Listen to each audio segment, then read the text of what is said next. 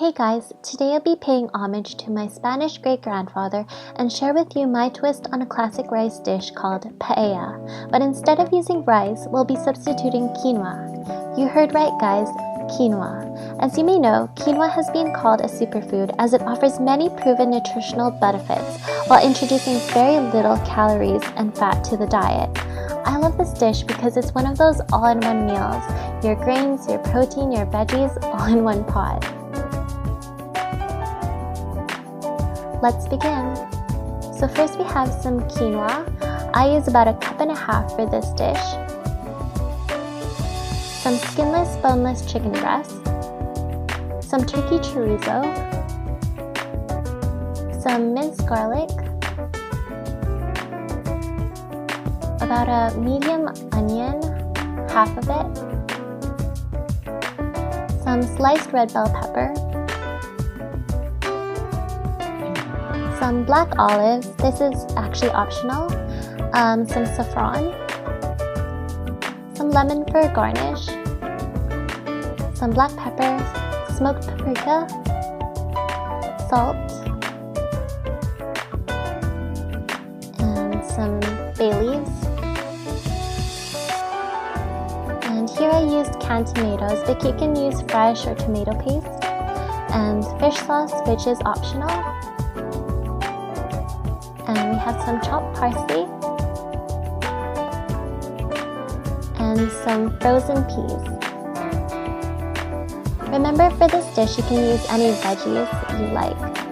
And here we have a pot for chicken broth, a pot of water for saffron, and a pot for paella. Here we have a saffron. We're going to use about a pinch and add it to the water and have that steep. You're going to want to get a nice rich color like this one. And so first we're going to heat up our wok, and I'm going to just put about 1 tablespoon of olive oil. By the way, you can use a frying pan if you don't have a wok.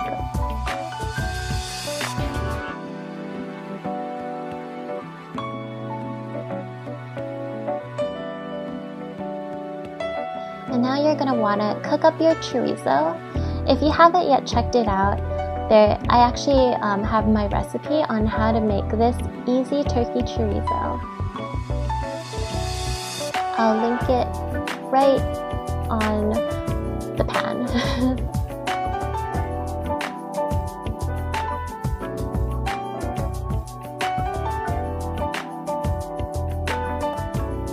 So you're just going to want to cook it until it's nice and brown and cook through.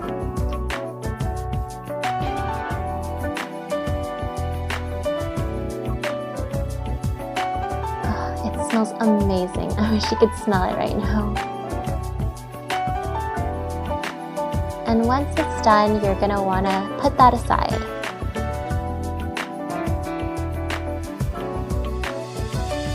Also remember to leave the chorizo flavored oils and that are in the pan, and we're going to use that for lots of flavor.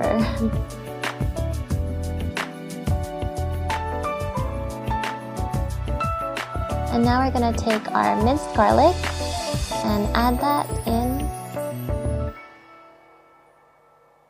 You're going to want to saute it until it's nice and brown.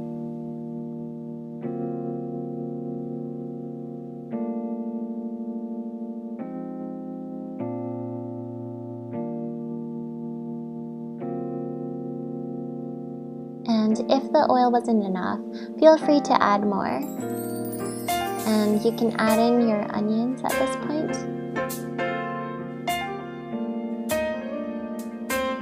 Oh, I love the smell of sauteed onions and garlic. Thumbs up if you do too. And here I have our chicken breast, and I actually seasoned it with some salt and pepper before adding it into my hot pan.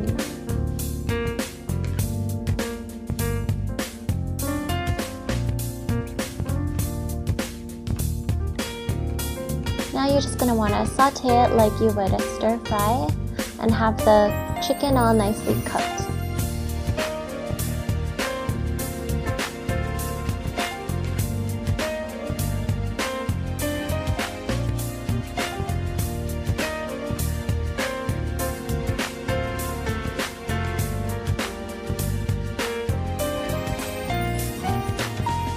And here I just had some leftover red bell pepper from the top and bottom, and some onions because I didn't want anything to go to waste. I'm just gonna want to saute that up.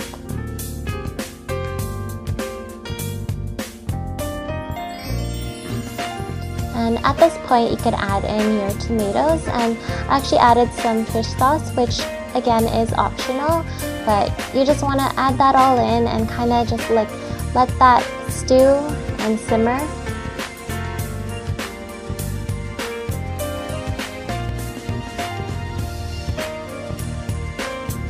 As you can see, it's kind of a watery dish right now, so you're just going to want to simmer and let it kind of dry up a bit. And here we have some paprika. I added about a teaspoon in. It's really up to your own taste buds how much you want to put in. So be sure to just keep cooking to taste. And here we're going to add about 1.5 cups of quinoa, and we're going to let that just kind of toast and get it all well coated with all the sauces.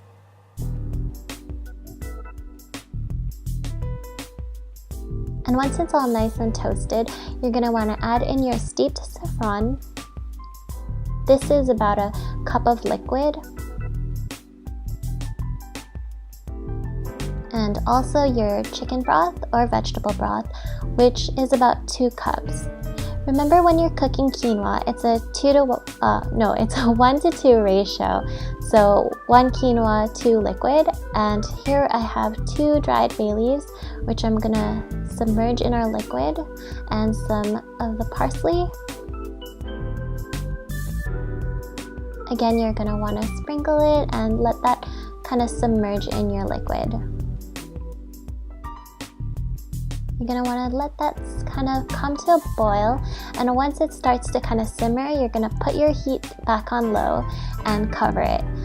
Yes, I did not have a lid, so I improvised with a piece of foil and a frying pan.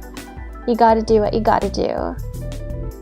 And at this point, I added about half of the red bell pepper and my olives, and I cooked it for about 10-15 minutes covered, but it was still kind of watery and the quinoa wasn't cooked full yet. So I turned back the heat and I decided to season it to taste and kind of just cook it so that it kind of dries up a bit. And at this point, you're going to want to add in your turkey chorizo.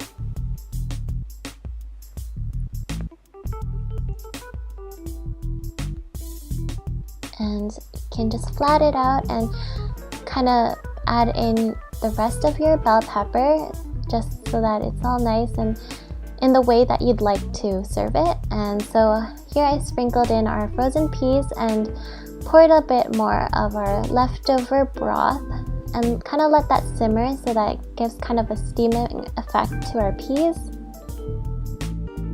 And you can garnish with parsley once you're about to serve, and also some lemon wedges. As you can see, it's all fancy looking, but it really isn't that hard. It's actually quite simple. Oh man, if you could only be here and smell this right now. Seriously, engineering friends, please create smell-o-vision already. Well, anyway, if you like this video and would like to see more, be sure to give this a thumbs up and subscribe to my channel for more cooking videos and tutorials and DIYs and whatnot. Thanks for watching.